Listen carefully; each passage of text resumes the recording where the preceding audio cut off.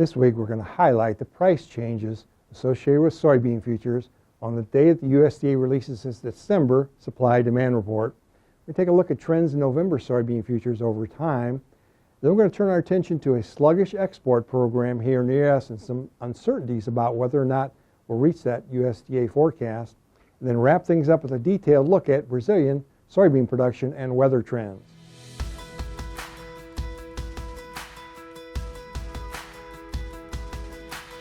Hi, this is Brian Basting with Advanced Trading. Let's talk about the soybean market.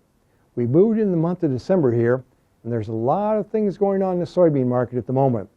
We're going to start out this week reminding you that on Tuesday, December 9th at 11 a.m. Central Time, the USDA will release its monthly supply-demand report. Let's take a look at the history of price changes in January soybean futures associated with that report. Again, we're going back about 10 years here. We look at the change in January soybean futures on the day that that report is released compared to the previous day. Some years there isn't much change, but there's a number of years there where we've seen 5, 10, as much as 15 to 20 cents change in that price. That's why it's critical that you work closely with your trusted risk management advisor to have your marketing positions in place prior to the date that that report is released on Tuesday, December 9th. Let's shift gears now and look at trends in November beans. Of course, November 2025 beans have expired several weeks ago. We're looking at November 2026 soybeans trading about $11.25 a bushel.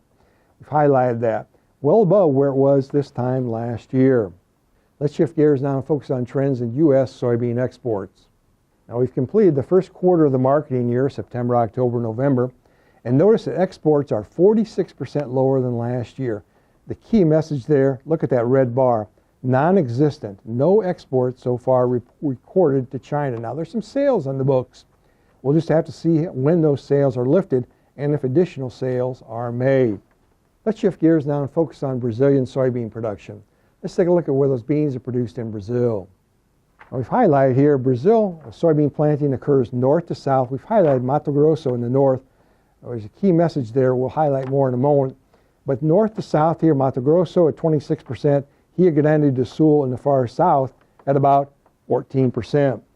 We're looking here at a table here provided to us by T-Storm Weather. We're looking at, highlighted there by the A button in the lower left-hand corner, look how dry it's been for those soybeans in Brazil. That's caused some complications that we're going to highlight momentarily. Let's take a look at the planting progress now in Brazil. USDA forecasting a record soybean crop at the moment of 175 million tons. Planting progress nationwide about 86% done.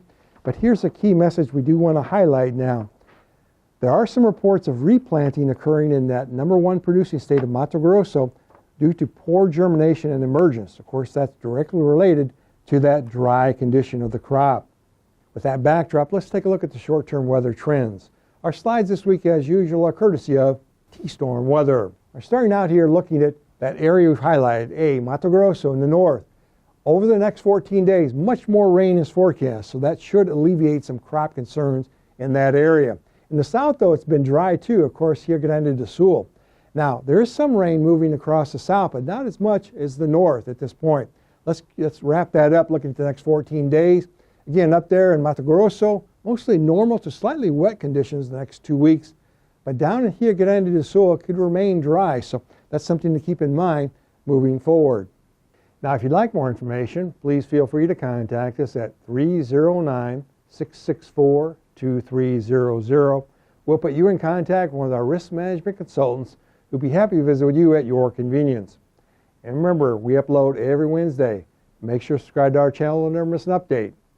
And make sure to join us on Tuesday, December 9th at 1:30 p.m. Central Time for a detailed market analysis of the USDA report.